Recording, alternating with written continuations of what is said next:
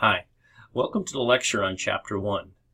This chapter it'll be the introduction to web development, PHP, give you a brief exposure to HTML, CSS, PHP files, and the applications that hopefully by now you've already installed prior to doing this. If not, go back and look at the links that I posted and look at the appropriate appendices based on the operating system that you're running on. If it's Windows, look at Appendix A.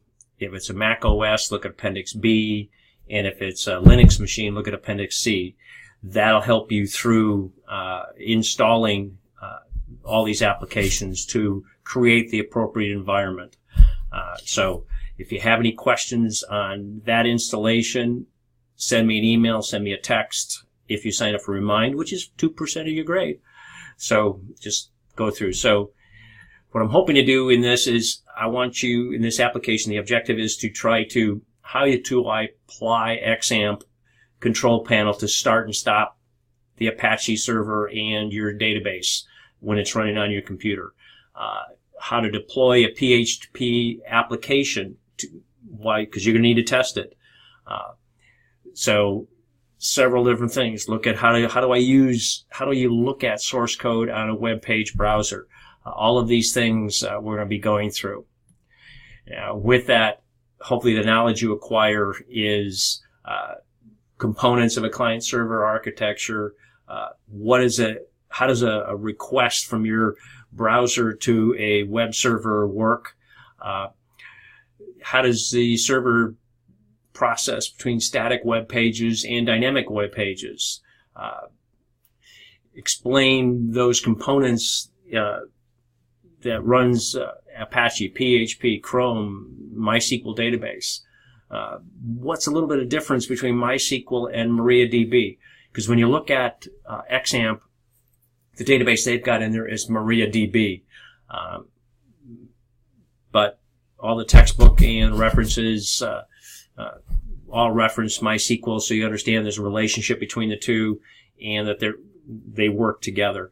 How to deploy a PHP application to an internet server. Components of an HTML URL, just to make sure you understand. What happens if you forget or don't submit parts or all of that URL. And then benefits of using NetBeans IDE. And NetBeans is one of the applications you're going to install to help you develop the applications. And luckily, all the assignments and exercises are NetBeans projects. So NetBeans is probably a perfect tool for us to play with this semester. So let's look at the architecture of a web application. Now, today we work in a client-server environment, and basically that means you've got PCs that are your client, whether it's your phone, whether it's your desktop, your iPad. You're making requests to a server, just like a restaurant. You sit down, waiter comes up, you make a request, the server brings you the information. Well, we're in the same environment here working with the internet and with web pages. So just think you've got a client, you got servers, and attached to those servers in a lot of cases are a database that supplies the server with information. Now, the internet itself is made up of a lot of different local area networks connected to a wide area network, which is usually owned by an internet service provider, an ISP. So Charter, AT&T, they are ISPs that sell you the rights to use their infrastructure. Now, those wide area networks are connected to each other by internet exchange points so they can communicate with each other. And what's so cool about this, as complicated as this looks, you know how fast your PC or your phone reacts to making a request for a web page to be delivered. And when it's not there in relatively a couple of less than a second, we start getting agitated, don't we? So some of the key terms here, I've just got them listed here, but just keep in mind, I've got Quizlet that goes through all these terms and definitions to help you understand them. Now, a static web page. Now, a static web page is stored on the web server either as an HTML or an HTML file. Now, what happens is when you're on your web browser, you bring up Google and you want to go to the school's website. You're making what they call an HTTP request. You're requesting this web page to be displayed on your computer. The web server takes that request, breaks down the address of where that file is located, that HTML file is located, that hard-coded doesn't change unless the developer changes it, and then says, oh, I will send you back that HTML file in the HTTP response. So just give you a rough idea. You make a request. So when you're on Google making that request, that HTTP request actually does a get. It says, go get me an HTTP file, format 1.1, and it's on host located at www.example.com. So some company out there has this file stored away, waiting to deploy. Once the web server gets it, it sends you back a response saying, yep, I understand the protocol you're using, what kind of file it was, how long it was, what kind of server I'm on, and it sends back the HTML program. And then that just pretty much says here, this is what the web page is.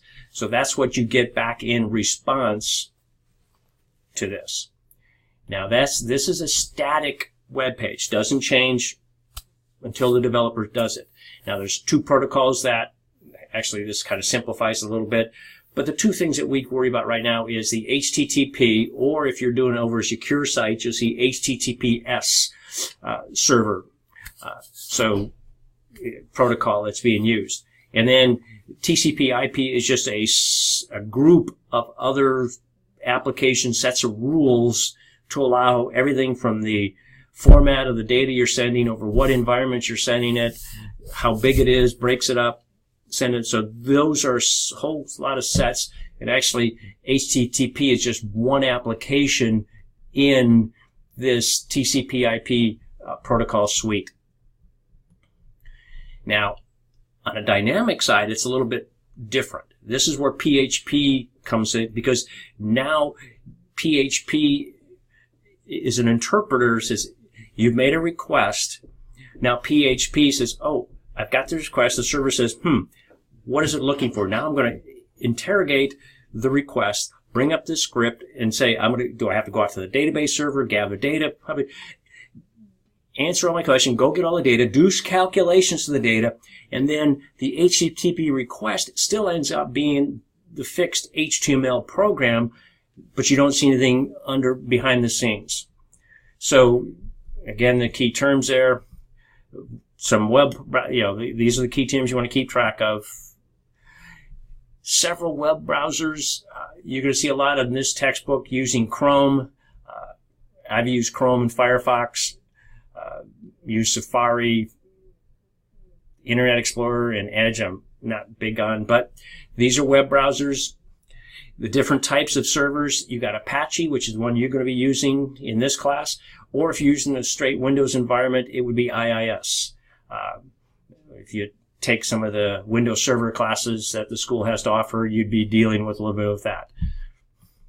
Now, server-side languages, so what languages are going to be used at the server side, you've got several different options. We're going to be dealing all with PHP, but there are several others. If you take an intro to programming class, you got exposed to Python. Perl we don't talk about. JSP, ASP.NET are IBM related or Microsoft related.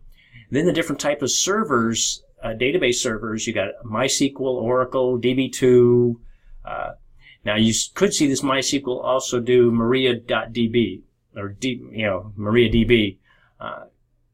So there's a little bit of history there. When certain companies bought other companies, they didn't like some of the applications. We'll talk a little bit about the history. So history of PHP, different versions back in 1995. And it's gone all the way through, and right now we are on version 7. So just keep in mind that in each time it's just becoming more and more robust, easier to work with. Same thing with MySQL. As you can see, there's several different years. Hopefully you're not going to be testing on any of the history of this, but just give an idea of MySQL. It was used to be a for-profit firm, but Microsoft bought them in 2008. Oracle bought Sun, and of course, about that time, a lot of the original developers kind of thought, I'm not sure I'm going to like the way my product that I created is going to be handled. So it spun off an open source code called MariaDB. So over time, several Linux distributions, which Linux is probably the 99.9% of the web servers out in the world use. Just check the directions of go to DOS on your computer and try to create a path name and figure out which way the slashes go, and then go to the internet and go to your Google web browser and which way do the slashes go. If you got a backward slash or the forward slash would tell you, and tell me which one you use the most of. I think you'll find that the forward slash used on the internet covers 99.9%. That tells you it's running on a Linux background.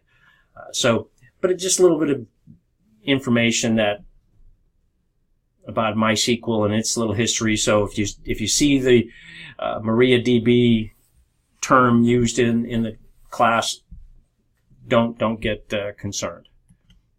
Now, this is where we'll talk a little bit about an application. So let's see. Do I want to? Sure, why not? I'm going to into my browser. So let's see if I can shrink that down a little bit. Let's bring up my browser here. And in here, I'm going to type in localhost.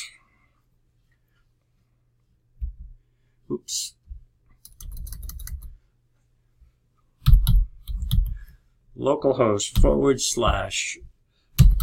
/book_APS/chapter01. Product is kind of, as you can tell, I looked at it before. Hit return. Slide this all the way. And that first page of the application shows up. Now, if I type in guitar and 1250, and the discount 12.5, hit enter. Now I get my second page of this to appear.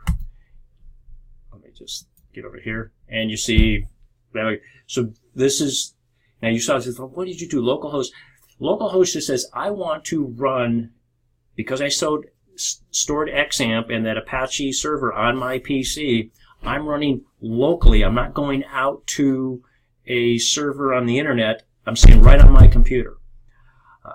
Now, if you wanted to deploy that, you would put this on a server, a web server that was available to the public. But most web development starts in an environment like this, so you can test it and not do anything, not hurt anything, not hurt the live public with information. Now, let's look at the files that make up this. Now, here we're going to look at several different files here. Now, what I'm going to do is I'm going to open up, I'll probably start out with, let's do PHP. I'll close that P. You hopefully have edited your PHP INI file to get xdebug in. So what I want to do is I'm going to close that. No, I want to save anything here. What I'm going to do is I want to open, and all of a sudden I'm going to go to XAMPP, Now, all of our data files that we're storing, once you installed XAMPP, all our files are under htdocs. So I'm going to htdocs, and now this is, I've got more data in here than you do, but you should have book apps, and I think the EX starts are the two folders that if you installed the student resources material. So I'm going to go to book apps, and I'm going to go to product discount. Now I got 3 files that are listed there. This NB project is for NetBeans, but if I say I want to open these 3, so I've got a PHP file, I've got the HTML file, and I've got the CSS Cascade Sheet file. So I'll open all 3, and as you can see, all 3 files, the main CSS file, the index HTML file, and the PHP program all came together. So now at least let's see if I can slide this over so you can see the presentation too.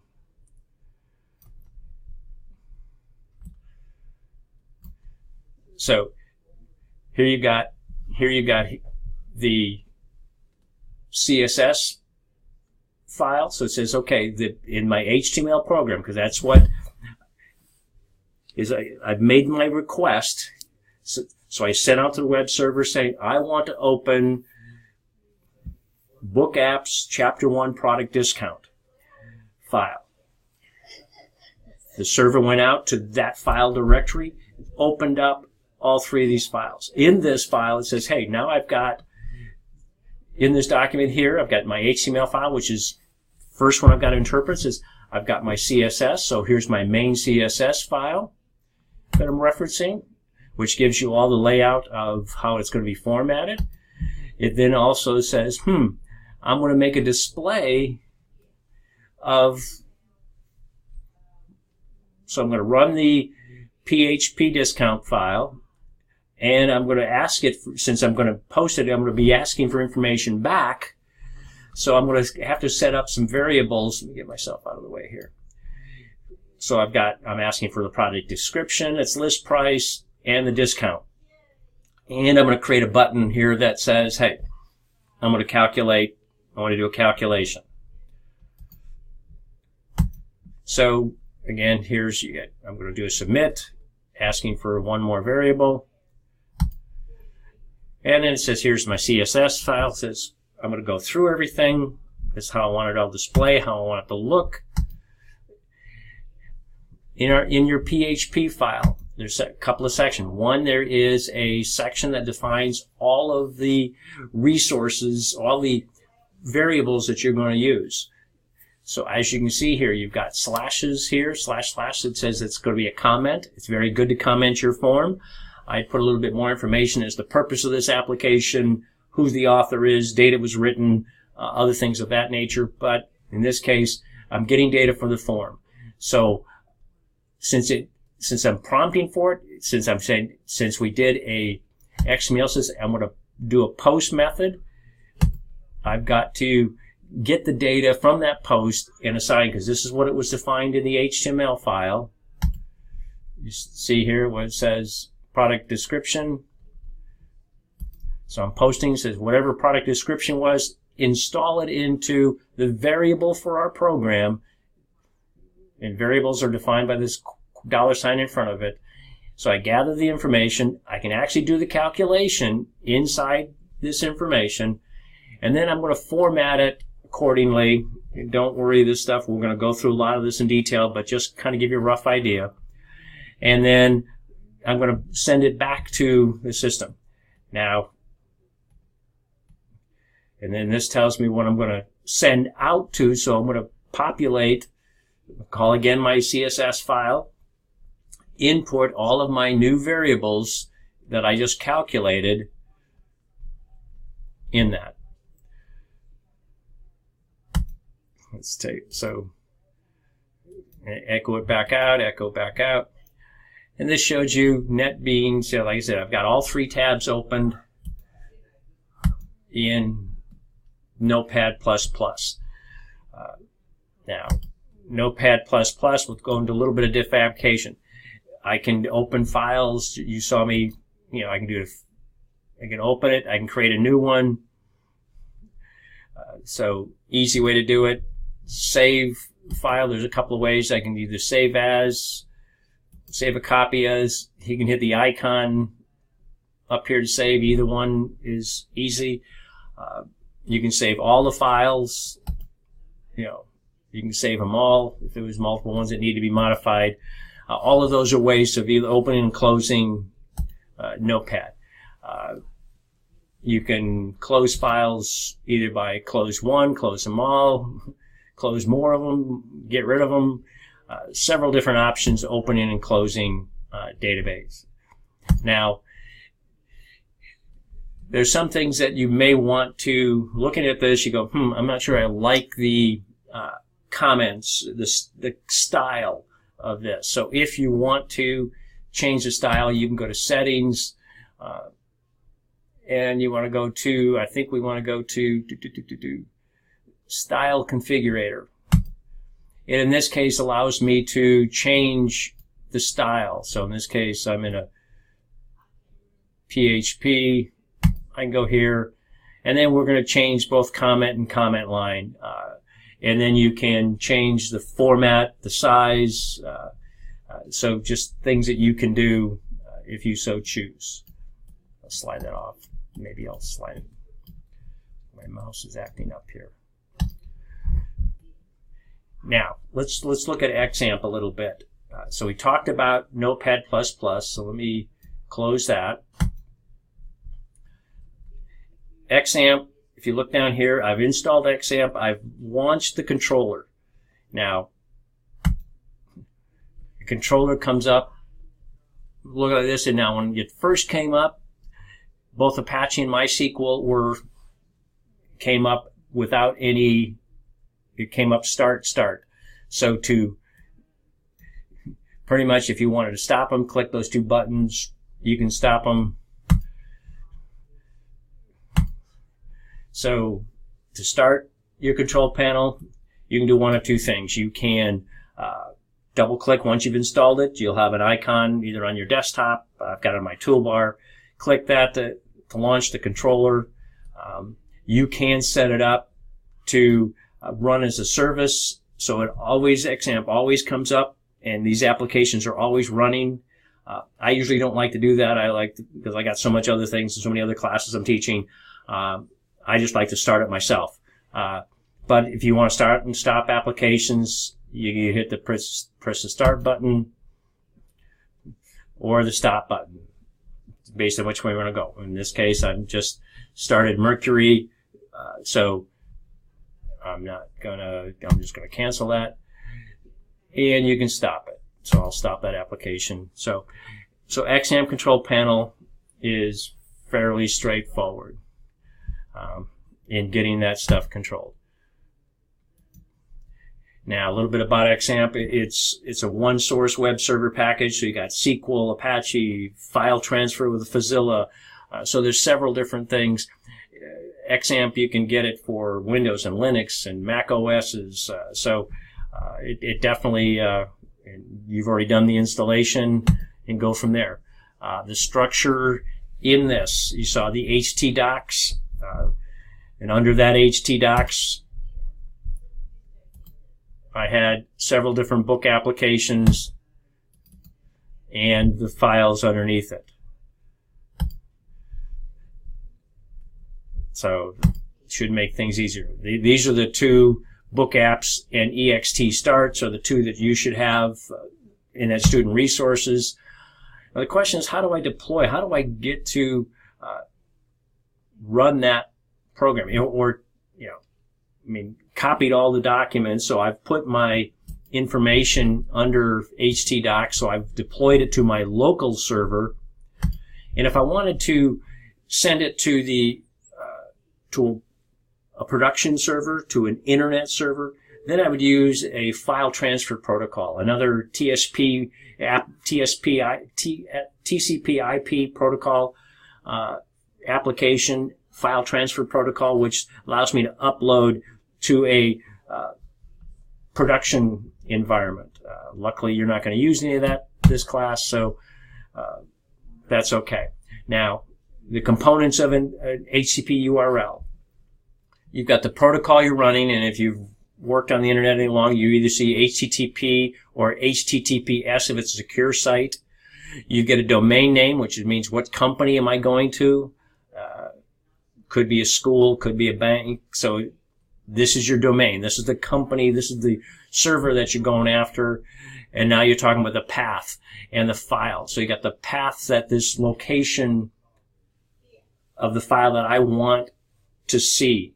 So I'm making the request via this HTTP URL saying, give me the index PHP under the all directory, under the shop books directory on the Muroc.com domain. And the server goes out, gets those files, makes that request, brings it back up. Now, if you leave off certain information, so you're looking for, you can get us very specific. You can request a domain page. If I bring back up this, and let's say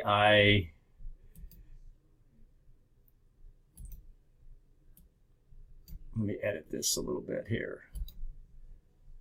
Now let's just lost it. Undefined. Must have done something wrong. So let's just localhost.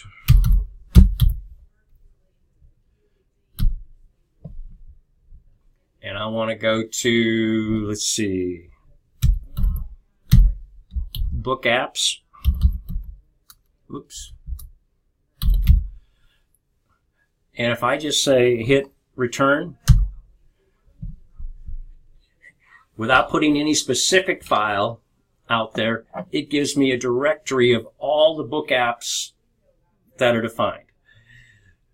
So I can either get, if I go to one specific one, it'll actually run everything underneath that. And that was identical to what you saw me do earlier, giving me this very specific path name to execute the particular file. But if you don't do that, and just, it'll say, hey, I'm going to give you everything I've got at that location. It just gives you an example of the index here. It looks in Chrome a little bit different. Error messages, you saw an error message on my screen just a little earlier about one of the debugs. Based on which browser you're using, you'll get different ways of looking at error messages. Now, how do I test this application? Well, basically, you're going to store all your changes, modifications under in your local host area. So let's go back here.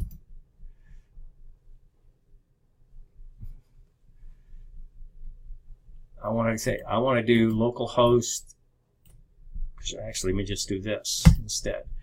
You're going to go back because you got XAMPP, htdocs, ext solution. These are the starting programs. So when we get to chapter 2, I'm giving you certain information to start with. You're going to upload, you're going to open this as a NetBeans project, make the modifications, store them back in this location. Once you've done that, let me go back to this. Now you can type in that URL where that is located, like you saw me to do the product description one, or the product discount. Type in that pathway, localhost, and the path name. You've got to be very specific. If the path name doesn't make, it's case sensitive, so you got to be careful how you type that in. And you extra. Now, if it doesn't work, we'll show you a little bit later how to change, modify the program, and then all you got to do is store it back in that same location, and then reload or refresh the browser to re-execute that program. Now, here's an example of a PHP code that we've kind of went through before. Now, in this case, this is the source code for the PHP. Now, what did it do? So let me go back here. And let's bring up one of these working here. Now, there's a certain application, both in Moodle and in Chrome, if you just right-click and you see, I want to view page source. If I want to see what stuff, it'll bring up the HTML code that was sent back by the server. Just kind of slide out of the way and show you what. So you can view the HTML code. Now, can you tell? It says, where am I getting it from? I'm getting it from display discount, and I'm getting this information. But that's really all you saw when you saw it. All I did was click right mouse, view page source, and it shows me that XML code that this application. Now, it does not show me the PHP code, but at least shows me that information. And you can do that on any web page you want. Now, same thing with Chrome and Firefox. If you're using IE or Edge, just follow these other instructions based on those. Now let's look at NetBeans just to give you a rough idea. So let me close this. Now I'll bring up NetBeans. Let me take a sip of coffee here.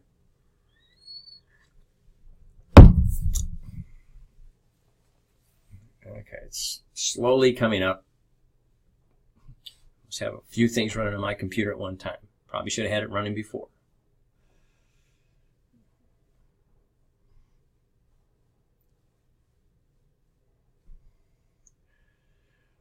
Now, one good thing is all the exercises and lab equipment in this class are all NetBeans projects. So you will have a choice of which way you want to edit these programs. I would stick with NetBeans IDE only because it gives you more debugging capability as we get further along. Next time I do this, I will make sure the application is running first. But there we go. NetBeans up and running. Okay. So now it says, okay, I got it up. I've got no problems running, so I want to go File. I'm going to open a project because, like I said, all the resources that you have are preloaded. And as you can see, it went to Book Apps, so where did it go? It went to XAMPP's file directory where all the programs are styled. And then if I highlight that project, click Open Project, it'll now proceed to load all three applications for me. The index HTML, the PHP code, and the main CSS. On the side, you can see the different applications, and the same thing you saw before are there. So so you can open the project, create a new project. You can double click to get access to it. New files, several different options in NetBeans. But like I says, it's an IDE, an integrated development environment. Makes it just easier for you to edit because one, it keeps track of any keywords, any variables. So you can start typing, and it'll try to guess for you which one you want to use, and you can go through that. So it does have auto completion and it gives you error marking. So it'll flag. You can see the red underscores here that there's an error somewhere in that statement, and you see there I've got warnings, I've got errors. So this just makes it a little bit easier for you to flag things that Notepad++ does not do for you. That's why I think you probably want to do most of your development using NetBeans. So now, how do I edit a file? Just normally editing as you would. This does have auto completion. Now, if you're going to test an application, there's a couple ways you can do it. I can click Run up here, and then it'll run that project. And hopefully my browser will pop up and it'll actually run that application. Or you can hit, and I don't know if you saw when I hit Run, highlighted this. Come on. You can also hit F6 to do that same thing. So I can hit run, or I can hit, like I said, F6 to run the project. Either one will run. So if you're making changes, you got errors, you'll make the changes in your PHP code, hit run and say, hey, did it do what I want it to? If it didn't, it's going to show you errors that you need to go through and troubleshoot and go through there. So hopefully that gives you a little bit of introduction.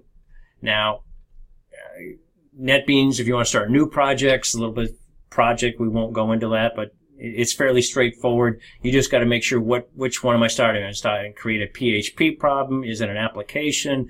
Am I uploading a new one? Is it a whole new application? Gives you a couple of different options. Make sure you specify the right path name. So hopefully that gives you a rough idea what the installation of the development environment, how the internet works, and hopefully this helps you prepare for week 1.